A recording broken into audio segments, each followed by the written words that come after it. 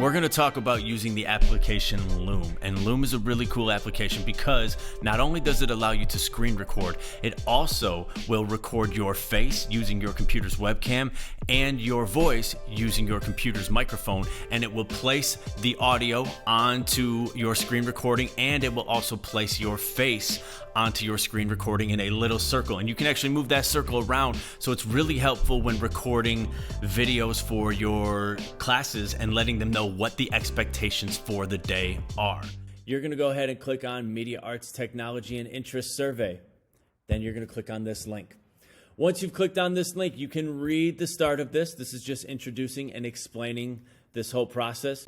So the first thing you're going to do is you can Google Loom. You can go to loom.com, whichever one works for you. Loom, video messaging for work. And you're going to go ahead and click on that. Now, you're going to want to get Loom for free, and you are going to be able to get Loom for free because of your teacher Google account. Once you click on that account, you are going to sign up with Google. So I click on that. I am going to click on my teacher nclac.k12.or.us Google account. You're going to then be taken to the dashboard or home page of your Loom account. I already have some videos in mind because I've been using it with my classes. If you go up to the top, you'll see personal library. This is where all your videos will be stored. Once you record them, they will be uploaded to the internet. This is how you will be able to get those links to kids, and they will all be stored in your personal library section. If I want to create a new video, what I'm going to do is click on this. It's going to ask if I want to install the Chrome extension to continue. So I'm going to visit the Chrome store. Then I'm going to add Loom as a Chrome extension. So I'm going to add extension. So now that I've done that, it's going to tell me that if I want to pin Loom for easy access, I need to click on this gray jigsaw puzzle. So I'm going to click on that. I'm going to go down to Loom, and then I'm going to click on the pin, and I'm going to make that pin blue. And now if you look up here, this Loom icon is now with all of my other most important extensions. I have my Google Classroom, I have my Dualist, now I have my Loom. When I'm ready to record a new video, what I'm going to do is click on new video. It is going to inform me that Loom is going to need microphone and camera recording. Loom will need to access your mic and camera in order to create stunning recordings. Basically, it's asking, do you give this application permission to access your camera and your microphone? If you're afraid of the Illuminati or the deep state, maybe you don't want to do this. I am going to click one-click access. Loom for Chrome wants to use your microphone, use your camera. I'm going to click allow. Boom. Great, I'm ready to start using Loom. So now I can go up here and I can choose a couple different options. I can record just my camera, and it will record just my camera. So it will only record my face right here. That's all that will record. And I can look at my screen, but it will just record my face. I can record just my screen.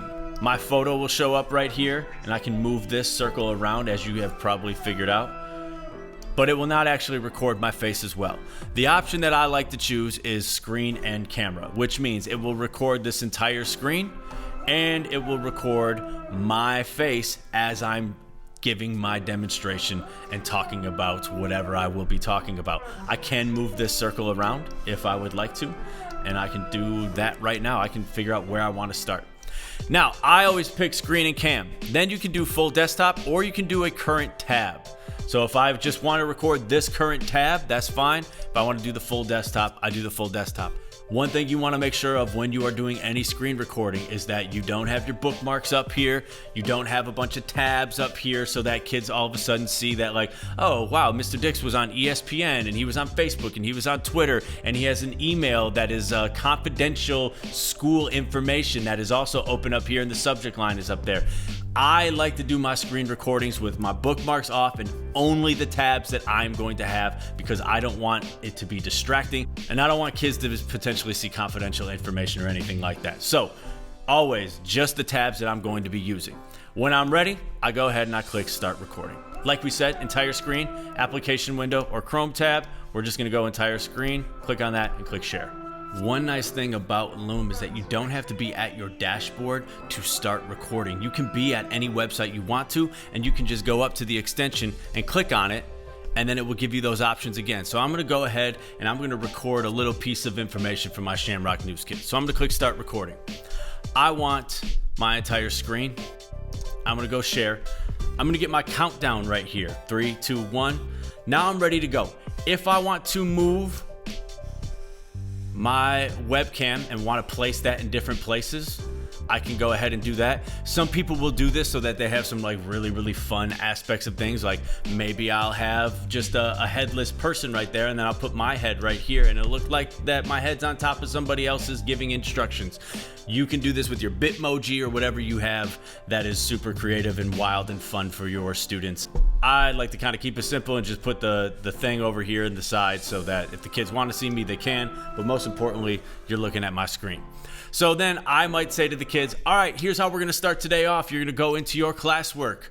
And once you click on classwork, you are then going to go into season 7, episode 1. You will see that in season 7, episode 1, you have all of our individual scripts and we have the presentation. Here's what I want you to do today. You are going to go scroll down and you are going to find which segment you are working on for next week's episode. So say that I'm working on new teacher intros with Nolan, Ashley, and Emery. I see that right there. And then now I'm going to scroll down and go and find new teacher intros. That's right there. There's my script, and I can just click on this, and then you're going to go through and you're just going to read the individual segments. So I want each of you to read the entire script.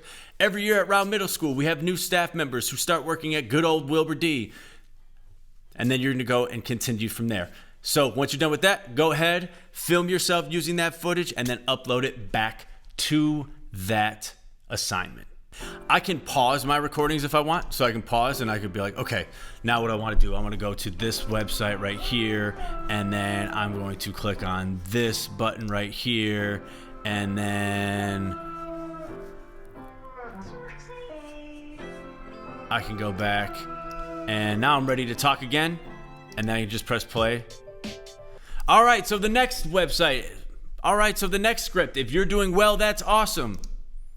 And so I have that aspect, okay? If I want to stop it, I just go back up to my Loom icon. I click on that, and that has stopped my recording. I've switched up my audio input right now so that you can all hear what it sounds like when you're going to play things back. So I can play this back. 1, now I'm ready to go. If I want to move my webcam and want to play. So when I play it back, there's a couple things that I can do from here. Number 1, I can start off by going into my settings. There's a couple different options that you have. I normally turn comments off, and I turn comment email notifications off. I don't necessarily need the kids to comment. If they have something to say to me or a question to ask, they can email me. I don't want this to turn into a Fortnite chat board underneath the video. I don't really care to have the emoji reactions. That doesn't really mean a lot to me. If you want them to be able to thumbs up, thumbs down, or put heart eyes, that's on you. I do like the animated GIF as the thumbnail. That's cool. We'll just keep the Loom branded. We'll keep the Loom branded player as the default. I don't want people to be able to download this, and I don't really care for the kids to see the analytics of how many people have viewed this. So I only keep the animated GIF and the Loom branded player on. The next thing I can do, if I save that, I can trim my video. One of the things that people have a problem with certain screen recordings, if you don't want to put it into iMovie, is that the end of videos or the beginning of videos can be a little difficult. This is a little bit different. So I'm going to start trimming my video. If I want to get to the point where I'm just talking to the kids and I'm not explaining my Loom, I'm going to go ahead and click start trimming, and I'm going to cut that first part out. When you click start trimming, you're going to have a red line along your time bar down at the bottom. And you're also going to have these 2 red flags that stick out. These red flags and this red line right here are going to indicate which part of your video you are going to cut out. I know that the part I want to cut out starts at the very beginning, so I'm going to click and drag this all the way to the beginning. And then I'm just going to click play and see where it is that I want to make my cut. 1. Now I'm ready for some like really fun aspects of things, like maybe I can click along this time bar right here, and it'll take me to that portion of the video. So if I click right there, I'm at 1:38 of the 2:11 video. If I click back here, I'm at the 26-second mark. So I'm gonna go and play from the 33-second mark. Put the thing over here in the side so that if the kids want to see me, they can, but most importantly, you're looking at my screen. So then I might say to the kids, all right. So I know that I want to cut it right there. So I'm going to say that it's about 40 seconds. So I'm going to drag this to 40 seconds and then I'm going to click remove. Once I've clicked remove, this red portion will no longer play. I might say to the kids, all right, here's how we're going to start today off. You're going to go into your classwork. Now, I can see that I didn't get everything that I wanted. So I can trim again and I can go to like 40 seconds and maybe I'll go to 41. Click remove again. All right, here's how we're going to start today off. You're going to go into your classwork and boom. And then I got that. So this part would all be removed from my video. I can get really intricate if I want, and I can start trimming like out if I wanted to and just trim out from 108 to 111.5. I can click remove and then I can also trim, say I want to trim another part that's right here between 127.6 and 134.5. Say I said a bunch of or I stumbled a little bit. I can trim that part out, click remove. If I want to drag towards the end, I'm going to click on the other side of this red marker right here. And then I'm going to click start trimming. And then I can just trim off that end and then click remove. Once I'm ready, I can go to publish changes. And then I'm going to get this screen that says Luna is polishing your trims. Give her a few minutes. She's still getting used to this. Now my video is all trimmed up. When I press play, all right, here's how we're going to start today off. You're going to go into your classwork. It starts right at the part where I trimmed it to. There's 3 types of ways that people can access your Loom video. You can make it searchable through the Loom search engine index and turn that on. I don't want that to happen. So without turning that on, this is essentially like a YouTube video that is unlisted. You can only get to this video if you have the link. I could make custom access and I could add emails, and then whoever's email I send it to, those are the only people that can access this particular Loom video. I normally just copy the link. And when I press copy link copied, I can go in now back to my Google Classroom and I can go right here and I can edit my assignment for the day, and I can add a link, paste that link in there, and now that Loom video is in my Google Classroom. So when kids go to look, they're gonna go into their daily assignment, and when they go to look in there, they can see that there is a Loom video that explains. I will normally say, here are the instructions. If you still don't understand it, click on the Loom video, press play. All right, if you are wondering how, and then you can play your Loom video, and that is how the kids can get their instruction. Couple more things that you can do. This one's really awesome. You can add a call to action button. And what that basically is say at the end of my video, I want the kids to go and I want them to go to YouTube. And they're gonna go to the Rowe Middle School YouTube page. So I can type what I want that button to say. Up here, I'm gonna go youtube.com/Rowe Technology. I can change the color of it. I'm gonna go with a little green for some shamrocks. And then I can also change the text color. Let's go black. That's pretty fresh. I can change the style. Is it a rounded? Is it squared? Is it slightly rounded? However you want. And I click save.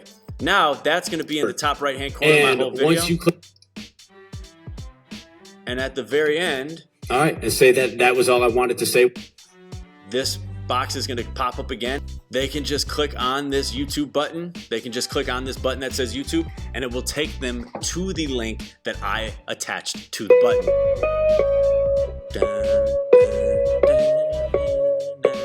So yeah, that is the basic stuff for Loom. That is how this program works. It's really, really awesome.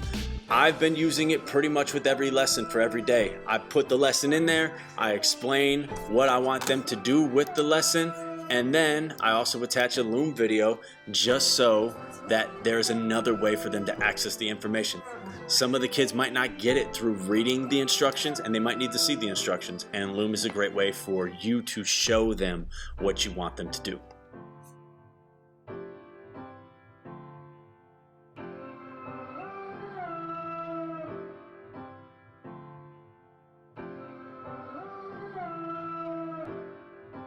Shamrock.